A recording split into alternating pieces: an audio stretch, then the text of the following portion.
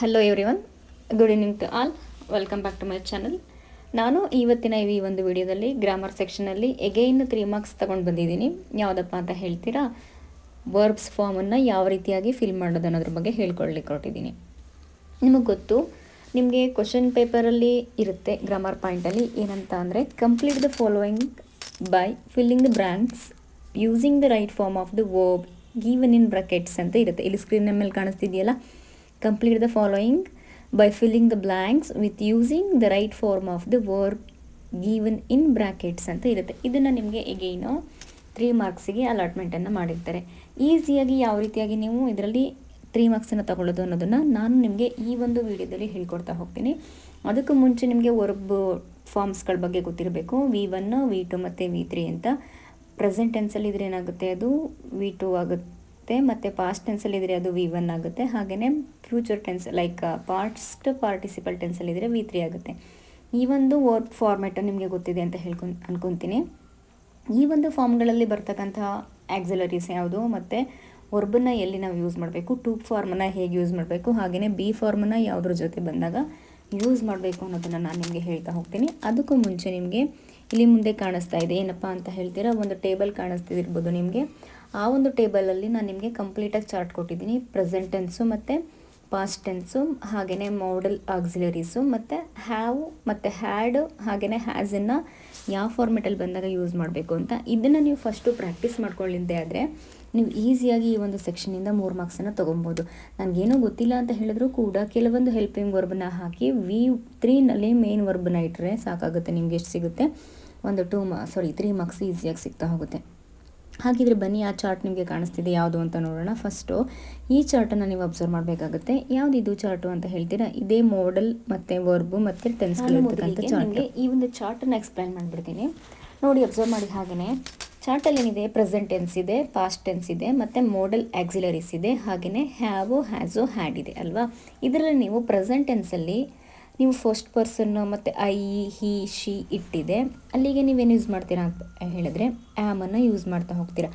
I, he, she, it ಬರ್ತಾ ಹೋಗುತ್ತೆ. I ಬಂದಾಗ ಆ್ಯಮನ್ನು ಯೂಸ್ ಮಾಡ್ತೀರಾ. ಹಾಗೆಯೇ ಹಿ, ಶಿ, ಇಟ್ ಬಂದಾಗ ಅದು ಸಿಂಗ್ಯುಲರ್ ಮೀನ್ಸ್ ಏಕವಚನ ಆಗಿದ್ದರೆ ಈಸ್ ಮಾತ್ರ ಯೂಸ್ ಮಾಡಬೇಕು. ಹಾಗೆಯೇ ಇದರಲ್ಲಿ ಪ್ರೊನೌನು ವಿ, ಯು, ದೇ ಅಂತ ಇದ್ದರೆ ಅದು ಬಹುವಚನ ಆಗುತ್ತೆ. ದಟ್ ಮೀನ್ಸ್ ಪ್ಲ್ಯೂರಲ್ಸ್ ಆಗುತ್ತೆ. ಈ ಒಂದು ಪ್ಲ್ಯೂರಲ್ಸ್ ಬಂದಾಗ ನೀವು ಆರನ್ನು ಯೂಸ್ ಮಾಡಬೇಕಾಗುತ್ತೆ. ಹಾಗೆಯೇ ಪಾಸ್ಟ್ ಟೆನ್ಸಿಗೆ ಬಂದಾಗ ನಿಮಗೆ ಈಗ ಏನು ಪ್ರೊನೌನು ಐ, ಹಿ, ಶಿ, ಇಟ್ಟಿದ್ರೆ ಮತ್ತು ಇದು ಸಿಂಗ್ಯುಲರ್ ಅಂತ ಕನ್ಸಿಡರ್ ಮಾಡ್ತೀವಿ, ವಾಸನ್ನು ಯೂಸ್ ಮಾಡಬೇಕು ಇಲ್ಲಿ ಪಾಸ್ಟ್ ಟೆನ್ಸಲ್ಲಿ. ಹಾಗೆಯೇ ವಿ, ಯು, ದೇ ಇದಿದ್ದರೆ ಪಾಸ್ಟ್ ಟೆನ್ಸಲ್ಲಿ ವರ್ರನ್ನು ಯೂಸ್ ಮಾಡ್ತಾ ಹೋಗ್ತೀವಿ. ಏನಕ್ಕಪ್ಪ ಅಂತ ಹೇಳಿದ್ರೆ ಇದು plural. I, she, it, he ಇದೆಲ್ಲ ಸಿಂಗ್ಯುಲರು. ವಿ, ಯು, ದೇ ಇದೆಲ್ಲ ಏನಾಗುತ್ತೆ, ಪ್ಲ್ಯೂರಲ್ ಆಗ್ತಾ ಬರುತ್ತೆ. ಹಾಗೆಯೇ ನೆಕ್ಸ್ಟ್ ಬನ್ನಿ, ಮಾಡಲ್ ಆಕ್ಸಿಲರೀಸನ್ನು ನೋಡ್ತಾ ಹೋಗಿ. ಮಾಡಲ್ನ ನಿಮಗೆ ಹೇಳಿದ್ದೀನಿ, ಶೆಲ್ಲು, ವಿಲ್ಲು, ಕುಡ್ಡು, ಶುಡ್ಡು, ಕೆನ್ನು ಮತ್ತು ಮೇ, ಮೈಟ್, ಮಸ್ಟ್ ಇವುಗಳು ಬರುತ್ತಲ್ಲ. ಇದಿಷ್ಟು ನಿಮಗೆ ಮೇಯ್ನಾಗಿ ಸೆಕೆಂಡ್ PUCಗೆ ಬರ್ತಕ್ಕಂಥದ್ದು, PUC ಲೆವೆಲ್ಗೆ ಬರ್ತಕ್ಕಂಥದ್ದು ಮಾಡಲ್ ಆಕ್ಸಿಲರೀಸ್ ಅಂತ. ಈ ಒಂದು ಮಾಡಲ್ ಆಕ್ಸಿಲರೀಸ್ಗಳ ಜೊತೆ ನಿಮಗೆಲ್ಲರಿಗೂ ಡೌಟ್ಸ್ ಬರ್ತಿದೆ, ಬಿ ಫಾರ್ಮನ್ನು ಯಾವ ರೀತಿ ಯೂಸ್ ಮಾಡಬೇಕು, ಟು ಫಾರ್ಮನ್ನು ಯಾವ ರೀತಿ ಯೂಸ್ ಮಾಡಬೇಕು ಅಂತ ಅಲ್ವಾ. ಇದರ ಜೊತೆಗೆ ನೀವೇನು ಮಾಡಬೇಕು, ಮಾಡಲ್ ಆಕ್ಸಿಲರೀಸು ವಿಲ್ ಬರಲಿ, ಶೆಲ್ ಬರಲಿ, ಶುಡ್ ಬರಲಿ, ವುಡ್ ಬರಲಿ, ಕೆನ್ ಬರಲಿ, ಕುಡ್ ಬರಲಿ, ಮೇ ಬರಲಿ, ಮೈಟ್ ಬರಲಿ, ಮಸ್ಟ್ ಬರಲಿ, ಇವುಗಳ ಜೊತೆ ಏನನ್ನು ಯೂಸ್ ಮಾಡ್ತೀರಪ್ಪ ನೀವು ಅಂತ ಹೇಳಿದ್ರೆ ಬಿನ ಸೇರಿಸ್ತಾ ಹೋಗಬೇಕು. ಬಿ ಸೇರಿಸ್ಬಿಟ್ಟು ಹ್ಯಾವನ್ನು ಹಾಕಬೇಕಾ, ಹ್ಯಾಸ್ ಹಾಕಬೇಕಾ, ಹ್ಯಾಡ್ ಹಾಕಬೇಕು ಅಂತ ಹೇಳಿದ್ರೆ ಅದ್ರ ಜೊತೆಗೆ ಹ್ಯಾವು ಹಾಕ್ಬೋದು, ಹ್ಯಾಸ್ ಹಾಕ್ಬೋದು, ಹ್ಯಾಡ್ ಹಾಕ್ಬೋದು. ಬಿ ಜೊತೆಗೆ ಹ್ಯಾವು, ಹ್ಯಾಸು ಹಾಗೆಯೇ ಹ್ಯಾಡ್ ಹಾಕಬೇಕು. ಮತ್ತು ಇವುಗಳ ಜೊತೆ ಯಾವುದನ್ನು ಸೇರಿಸ್ಬೇಕಪ್ಪ ಅಂತ ಹೇಳಿದ್ರೆ ಬೀನನ್ನು ಸೇರಿಸ್ಬೇಕು. Had been, has been, have been. ಇಲ್ಲಿ shall be, will be, could be, can be, should be, may be, might be, must be ಆದರೆ ಇಲ್ಲಿ have been, has been, had ಬೀನನ್ನು ಸೇರಿಸ್ಬೇಕಾಗುತ್ತೆ. ಹಾಗೆಯೇ ಇನ್ನು ನಿಮಗೆ ಆಫ್ ಅಂತ ಬರ್ತಾ ಹೋಗುತ್ತೆ ಕೆಲವೊಂದು ಟೈಮು ಬ್ರಾಕೆಟ್ಸಲ್ಲಿ. ಆಫ್ನ ಹಿಂಭಾಗ ನಿಮ್ಗಿರ್ತಕ್ಕಂಥ ವರ್ಡು ಪ್ಲ್ಯೂರಲ್ ಆಗಿದೆಯಾ ಅಥವಾ ಸಿಂಗ್ಯುಲರ್ ಆಗಿದೆಯಾ ಅಂತ ನೀವು ಗಮನಿಸಬೇಕು. ಆ ಒಂದು ವರ್ಡು ನಿಮ್ಮನ್ನು ಗಮನಿಸ್ಕೊಂಡು ಅದನ್ನು ಗಮನದಲ್ಲಿಟ್ಕೊಂಡು ಆ ಒಂದು ಹೆಲ್ಪಿಂಗ್ ವರ್ಬನ್ನ ಸೇರಿಸ್ತಾ ಹೋಗಬೇಕು, ಯಾವಾಗ ಆಫ್ ಬಂದಾಗ ಮಾತ್ರ. ಹಾಗೆಯೇ ಆ ಒಂದು ಆಕ್ಸಿಲರೀಸು ಮೀನ್ಸ್ ಯಾವ ಟೆನ್ಸಲ್ಲಿ ಅಪ್ಪ ಅಂತ ಹೇಳಿದ್ರೆ ಪ್ರೆಸೆಂಟ್ ಟೆನ್ಸಲ್ಲಿ ಈಸ್ ಬರಬೇಕು ಯಾವಾಗ ಸಿಂಗ್ಯುಲರ್ ಇದ್ದಾಗ. ಹಾಗೆಯೇ ಪ್ಲ್ಯೂರಲ್ ಇದ್ದಾಗ ಆರ್ ಬರೀಬೇಕು ಅಂತ ಮೊದಲೇ ಹೇಳಿದ್ದೀನಿ. ಹಾಗೆಯೇ ಪಾಸ್ಟಲ್ಲಿ ನಿಮಗೆ ಸಿಂಗ್ಯುಲರ್ ಇದ್ದರೆ ವಾಸನ್ನು ಹಾಕಬೇಕು. ಹಾಗೆಯೇ ಪ್ಲ್ಯೂರಲ್ ಇದ್ದರೆ ವರನ್ನು ಹಾಕ್ತಾ ಹೋಗಬೇಕು. ಇದಿಷ್ಟು ನಿಮಗೆ ಈ ಚಾರ್ಟ್ ಬಗ್ಗೆ ಸ್ವಲ್ಪ ಬ್ರೀಫ್ ಇನ್ಫಾರ್ಮೇಷನು. ಅದ್ರ ಜೊತೆಗೆ ನಿಮಗೆ ವರ್ಬ್ನ ಪಾಸ್ಟ್ ಪಾರ್ಟಿಸಿಪಲ್ ಅಂದರೆ ವಿ3 ಕ್ರಿಯಾಪದವನ್ನೇ ವಿ3 ವರ್ಬನ್ನೇ ಬಳಸಬೇಕು ನೀವು ಯಾವುದೊಂದು ಎಕ್ಸಾಂಪಲ್ ಕೊಟ್ಟರು ಕೂಡ. ಫಾರ್ ಎಕ್ಸಾಂಪಲ್ ನಿಮಗೆ ಗೀವ್ ಅಂತ ಕೊಡ್ತೀನಿ ನಾನು ಅಂದ್ಕೊಳ್ಳಿ, ಅದು V1ಅಲ್ಲಿದೆ. ಗೇವ್ ಏನಾಗ್ತಾ ಹೋಗುತ್ತೆ V2 ಆಗುತ್ತೆ. ಹಾಗೆಯೇ ಗೀವನ್ ಏನಾಗುತ್ತೆ V3 ಆಗುತ್ತೆ. ನಿಮಗೆ ಬ್ರ್ಯಾಕೆಟ್ಸಲ್ಲಿ ಕೊಟ್ಟಿರ್ತಾರೆ ನೆಕ್ಸ್ಟ್ ಎಕ್ಸಾಂಪಲಲ್ಲಿ ಹೇಳ್ತೀನಿ. ಆ ಒಂದು ಬ್ರ್ಯಾಕೆಟ್ಸಲ್ಲಿ ಪ್ರೆಸೆಂಟ್ ಟೆನ್ಸಲ್ಲಾದರೂ ಕೊಟ್ಟಿರಲಿ, ಪಾಸ್ಟ್ ಟೆನ್ಸಲ್ಲಾದರೂ ಕೊಟ್ಟಿರಲಿ, ಪಾಸ್ಟ್ ಟೆನ್ಸಲ್ಲಿ ಕೊಡಲ್ಲ, ಪ್ರೆಸೆಂಟಲ್ಲಿ ಕೊಟ್ಟಿರ್ತಾರೆ, ಇಲ್ಲ ಫಸ್ಟಲ್ಲಿ ಕೊಟ್ಟಿರ್ತಾರೆ. ನೀವು ಯಾವುದನ್ನು ಹಾಕಬೇಕಪ್ಪ ಅಂತ ಹೇಳಿದ್ರೆ V3 ಫಾರ್ಮ್ ಆಫ್ ವರ್ಬನ್ನೇ ಹಾಕ್ತಾ ಹೋಗಬೇಕಾಗುತ್ತೆ. V3 ಫಾರ್ಮ್ ಆಫ್ ವರ್ಬನ್ನು ಮೇನ್ ವರ್ಬಾಗಿ ಇಟ್ಟಾಗ ನಿಮ್ಮ ಆನ್ಸರ್ ಏನಾಗ್ತಾ ಹೋಗುತ್ತೆ, ಕರೆಕ್ಟಾಗಿರುತ್ತೆ. ಆದರೆ ನೀವು ಪ್ಲ್ಯೂರಲ್ ಇದ್ದರೆ ಸಿಂಗ್ಯುಲರ್ ಇದ್ದರೆ ವಾಸನ್ನು ಸೇರಿಸ್ಬೇಕು. ಯಾವಾಗ ಪಾಸ್ಟ್ ಟೆನ್ಸಲ್ಲಿ. ಹಾಗೆಯೇ ಪ್ರೆಸೆಂಟ್ ಟೆನ್ಸಲ್ಲಿ ಸಿಂಗ್ಯುಲರ್ ಇದ್ದರೆ ಈಸು, ಮತ್ತು ಪ್ರೆಸೆಂಟ್ ಟೆನ್ಸಲ್ಲಿ ಪ್ಲ್ಯೂರಲ್ ಇದ್ದರೆ ಆರನ್ನು ಸೇರಿಸ್ತಾ ಹೋಗಬೇಕಾಗುತ್ತೆ. ಇದನ್ನು ಮರಿಬಾರ್ದು. ಹಾಗಿದ್ರೆ ಬನ್ನಿ, ಇದನ್ನು ನಾನು ನಿಮಗೆ ಒಂದು ಎಕ್ಸಾಂಪಲ್ನ ಇಟ್ಕೊಂಡು ಹೇಳ್ತಾ ಹೋಗ್ತೀನಿ. ಬನ್ನಿ ಎಕ್ಸಾಂಪಲ್ನ ಸ್ಟಾರ್ಟ್ ಮಾಡೋಣ. ನಿಮಗೆ ಇಲ್ಲಿ ನೋಡಿ, ಎಕ್ಸಾಂಪಲ್ ನೋಡಿ ನಿಮ್ಗೆ ಗೊತ್ತಾಗುತ್ತೆ. ಇಲ್ಲಿ ಏನು ಕೊಟ್ಟಿದ್ದೇನೆ, ದ ಗಾರ್ಡ್ ಡ್ಯಾಶ್ ಡಿಸ್ಮಿಸ್, ಬ್ರ್ಯಾಕೆಟಲ್ಲಿ ವರ್ಡ್ ಇದೆ, it dash decide to offer the criminal a pension, the pension fixed was 600 francs, this dash announce to the prisoner ಅಂತ ಇದೆ. ಈ ಬ್ರಾಕೆಟ್ಸಲ್ಲಿ ಏನಿದೆ ನಿಮಗೆ ಡಿಸ್ಮಿಸ್ಸು, ಡಿಸೈಡು ಮತ್ತು ಅನೌನ್ಸ್ ಅಂತ ಇದೆ. ಈ ಮೂರೂ ವರ್ಬ್ ಫಾರ್ಮೆಟನ್ನು ನೀವು ಫಸ್ಟ್ ಕಾನ್ಸಂಟ್ರೇಟ್ ಮಾಡಿ ಏನು ಮಾಡಬೇಕು, V3 ಫಾರ್ಮೆಟ್ಗೆ ಕನ್ವರ್ಟ್ ಮಾಡ್ಕೋಬೇಕು. V3 ಫಾರ್ಮೆಟಲ್ಲಿ ಏನಾಗುತ್ತೆ, ಡಿಸ್ಮಿಸ್ ಅಂತ ಇರೋದು ಡಿಸ್ಮಿಸ್ಡ್ ಆಗುತ್ತೆ, ಡಿಸೈಡ್ ಅಂತ ಇರೋದು ಡಿಸೈಡೆಡ್ ಆಗುತ್ತೆ, ಅನೌನ್ಸ್ ಅಂತ ಇರೋದು ಅನೌನ್ಸ್ಡ್ ಆಗುತ್ತೆ. ನೀವು ಜಸ್ಟ್ ಇಡಿನ ಸೇರಿಸ್ತಾ ಹೋಗಬೇಕು. ನೆಕ್ಸ್ಟ್ ನಾನು ಹೇಳಿದೆ ಅಲ್ವಾ ಚಾರ್ಟ್ ನೋಡಿ ಅಂತ. ಇವಾಗ ಅಗೇನ್ ಅದೇ ಚಾರ್ಟನ್ನು ನೋಡಿ. ಆ ಚಾರ್ಟಲ್ಲಿ ಏನು ಹೇಳಿದ್ದೀನಿ ನಾನು, ಸಿಂಗ್ಯುಲರ್ ಇದ್ದರೆ ಈಸು, ಪ್ರೆಸೆಂಟ್ ಟೆನ್ಸಲ್ಲಿದ್ದರೆ, ಪಾಸ್ಟ್ ಟೆನ್ಸಲ್ಲಿದ್ದರೆ ವಾಸು ಅಂತ ಹೇಳಿದೆ.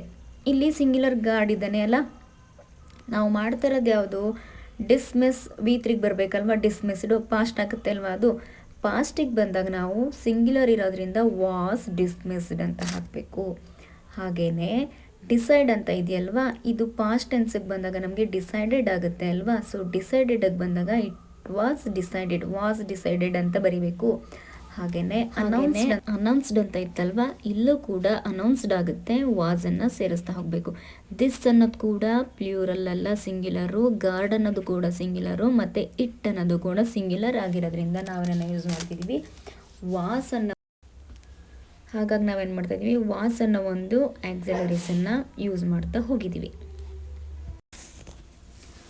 ಬನ್ನಿ ಇನ್ನೊಂದು ಎಕ್ಸಾಂಪಲ್ ತಗೊಳ್ಳೋಣ. ಅದರಲ್ಲಿ ಡೂ ಫಾರ್ಮನ್ನು ಯಾವ ರೀತಿ ಯೂಸ್ ಮಾಡೋದು ಅಂತ ನಾನು ನಿಮಗೆ ಹೇಳ್ಕೊಡ್ತೀನಿ. ಇಲ್ಲಿ ಏನಿದೆ ನೋಡಿ, ಸೆಂಟೆನ್ಸ್ ಬಂದಿದೆ, in the toy kingdom a council dash ಬ್ರಾಕೆಟಲ್ಲಿ call to consider what dash ಬ್ರಾಕೆಟ್ನಲ್ಲಿ ಕುಡ್ ಡೂ, ಇಟ್ ಡ್ಯಾಶ್ ಬ್ರಾಕೆಟ್ನಲ್ಲಿ decide to send a letter to the king of Italy ಅಂತ ಇದೆ. ನಿಮಗೆ ಗೊತ್ತು, ಕಾಲನ್ನು V3ಗೆ ಇಟ್ಕೊತೀರಾ, ಕುಡ್ಡನ್ನ ಇಟ್ಕೊತೀರಾ, ಡೂನ ಇಟ್ಕೊತೀರಾ, ಮತ್ತು ಡಿಸೈಡನ್ನು V3 ಫಾರ್ಮೆಟಲ್ಲಿ ಇಟ್ಕೊತೀರಾ ಅಂತ. ಇಲ್ಲಿ ಡೂ ಬಂದಿದೆಯಲ್ಲಮ್ಮ, ಏನು ಮಾಡಬೇಕು ಅಂತ ಹೇಳಿದ್ರೆ, ನಾನು ನಿಮಗೆ ಮೊದಲು ಹೇಳಿದೆ, ಶೆಲ್ ಬಂದರೆ, ವಿಲ್ ಬಂದರೆ, ವುಡ್ ಬಂದರೆ, ಶುಡ್ ಬಂದರೆ, ಕೆನ್ ಬಂದರೆ, ಕುಡ್ ಬಂದರೆ, ಮೇ ಬಂದರೆ, ಮೈಟ್ ಬಂದರೆ, ಮಸ್ಟ್ ಬಂದರೆ, ಈ ಥರ ವರ್ಡ್ಗಳು ಬಂದರೆ ಇವುಗಳ ಮುಂದೆ ಯಾವುದನ್ನು ಹಾಕಬೇಕು ಅಂತ ಹೇಳಿದ್ದೆ, ಬಿ ಅನ್ನೋ ಫಾರ್ಮನ್ನು ಹಾಕಬೇಕು ಅಂತ ಹೇಳಿದೆ ಅಲ್ವಾ. ಇವಾಗ ನೀವು ಫಸ್ಟು ಡೈರೆಕ್ಟಾಗಿ ಇದೊಂದು ಕಂಪ್ಲೀಟ್ ಮಾಡ್ಕೊಬಿಡಿ, ಮಿಕ್ಕಿದೆರಡು ಈಸಿ ಮಾಡಲಿಕ್ಕೆ. ಈಗ ವಾಟ್ ಅಂತ ಇದೆ, ಅದು ಸಿಂಗ್ಯುಲರ್ ಆಗುತ್ತೆ, ಬಿಟ್ಬಿಡಿ. ಮತ್ತು ಕುಡ್ ಅಂತ ಇದೆಯಲ್ವಾ, ಅದ್ರ ಮುಂದೆ ಏನು ಸೇರಿಸ್ಕೊಳ್ಳಿ, ಬಿ ಸೇರಿಸ್ಕೊಳ್ಳಿ. ಏನಾಯ್ತು ಇವಾಗ, ಕುಡ್ ಬಿ ಆಯಿತು ಅಲ್ವಾ. ಹಾಗೆಯೇ ಡೂ ಇದ್ದೇನಾಗುತ್ತೆ, ಡೂ ಡಿಡ್ ಡನ್, V3 ಫಾರ್ಮೆಟಲ್ಲಿ ಏನಾಗುತ್ತೆ, ಡನ್ ಆಗುತ್ತೆ ಅಲ್ವಾ. ಸೊ ಈಸಿಯಾಗಿ ಬಿ ಜೊತೆಗೆ ಡನ್ ಸೇರಿಸಿ ಕುಡ್ ಬಿ ಡನ್. ಅಲ್ಲಿಗೆ ನಿಮ್ಮದು ಪರ್ಫೆಕ್ಟ್ ಆನ್ಸರ್ ಏನಾಗೋಯ್ತು, ಕುಡ್ ಬಿ ಡನ್ ಆಗೋಯ್ತು ಈ ಒಂದು ಡ್ಯಾಶಸ್ಗೆ. ಇದು ಕಂಪ್ಲೀಟ್ ಆದಮೇಲೆ ನಿಮಗೆ ಕಾಲ್ ಮಾಡೋದು ಈಸಿ ಮತ್ತು ಡಿಸೈಡ್ ಮಾಡೋದು ಕೂಡ ಈಸಿ. ಹೇಗಪ್ಪ ಅಂತ ಹೇಳಿದ್ರೆ, ಕೌನ್ಸಿಲ್ ಅಂತ ಇದೆ, ಅದು ಸಿಂಗ್ಯುಲರು. ಇಟ್ ಅಂತ ಬಂದರೆ ಸಿಂಗ್ಯುಲರಲ್ಲಿದ್ರೆ ಏನಾಗುತ್ತೆ, ನಾನಂತ ಹೇಳಿದೆ ಪಾಸ್ಟಲ್ಲಿ ವಾಸ್ ಅಂತ ಹಾಕಬೇಕು. ಕೌನ್ಸಿಲ್ ವಾಸ್ ಕಾಲ್ಡ್ ಆಗುತ್ತೆ. ನೆಕ್ಸ್ಟು ಡಿಸೈಡ್ ಅಂತ ಇದೆ, ಇಟ್ ಅಂತ ಬಂತು. ಸೊ ಇಟ್ ಬಂದಾಗ ಏನಾಗಬೇಕು ನೀವು ಪಾಸ್ಟ್ ಟೆನ್ಸಲ್ಲಿ ಅಂತ ಹೇಳಿದೆ, ವಾಸ್ ಕೂಡ ಹಾಕಬೇಕು. ಸೊ ಇಟ್ ವಾಸ್ ಡಿಸೈಡೆಡ್ ಮಾಡಿದ್ರೆ ನಿಮಗೆ ಈಸಿಯಾಗಿ ಮಾರ್ಕ್ಸು ಸಿಗ್ತಾ ಹೋಗುತ್ತೆ. ವಾಸ್ ಕಾಲ್ಡ್, ವಾಸ್ ಡಿಸೈಡೆಡ್, ಇಲ್ಲಿ ಕುಡ್ ಬಿ ಡನ್ ಅನ್ನೋ ಒಂದು ವರ್ಡನ್ನು ಹಾಕಿದ್ರೆ ನಿಮಗೆ ಈಸಿಯಾಗಿ 3 ಮಾರ್ಕ್ಸು ಸಿಗ್ತಾ ಹೋಗುತ್ತೆ. ಇದಿಷ್ಟಾಗಿತ್ತು ಇವತ್ತಿನ ವಿಡಿಯೋ. ನಿಮ್ಗೇನಾದರೂ ಈ ಥರದ ಎಕ್ಸಾಂಪಲ್ಸ್ಗಳಲ್ಲಿ ಡೌಟ್ಸ್ ಬಂದರೆ ಕೇಳಿ, ಡೈರೆಕ್ಟಾಗಿ ಮೆಸೇಜ್ ಮಾಡಿ, ನಾನು ನಿಮಗೆ ಆನ್ಸರ್ ಮಾಡ್ತಕ್ಕಂಥ ಪ್ರಯತ್ನವನ್ನು ಮಾಡ್ತೀನಿ. ನಿಮ್ಗೆ ಹೆಚ್ಚಾಗಿ ಎಕ್ಸಾಂಪಲ್ಸು ಶೀಟ್ಸ್ಗಳು ಬೇಕು ಅಂತ ಹೇಳಿದರೆ ಡೈರೆಕ್ಟಾಗಿ ಮೆಸೇಜ್ ಮಾಡಿ, ನಾನು ನಿಮಗೆ ಶೀಟ್ಸ್ಗಳನ್ನ PDF ಅಲ್ಲಿ ಕಳಿಸ್ಕೊಡ್ತೀನಿ ಅಂತ ಹೇಳ್ತಾ ನಾನು ಈ ಒಂದು ವಿಡಿಯೋನ ಮುಗಿಸ್ತಾ ಇದ್ದೀನಿ. ಆದಷ್ಟು ವಿಡಿಯೋನ ಲೈಕ್ ಮಾಡಿ, ಶೇರ್ ಮಾಡಿ ಮತ್ತು ಕಮೆಂಟ್ ಮಾಡಿ. ಹಾಗೆ ನನ್ನ ಒಂದು ಚಾನಲನ್ನು ಸಬ್ಸ್ಕ್ರೈಬ್ ಮಾಡ್ಕೊಳ್ಳಿ. ಈಸಿಯಾಗಿ ಗ್ರಾಮರನ್ನು ಯಾವ ರೀತಿ ಕಲಿಯೋದು ಅಂತ ನಾನು ನಿಮಗೆ ಈ ಒಂದು ಚಾನಲಲ್ಲಿ ಪ್ರತಿದಿನ ಹೇಳ್ಕೊಡ್ತಾ ಹೋಗ್ತೀನಿ. ಸಿಗೋಣ ಮುಂದಿನ ವಿಡಿಯೋದಲ್ಲಿ. ಎಲ್ರಿಗೂ ಒಳ್ಳೆಯದಾಗಲಿ. Have A nice time.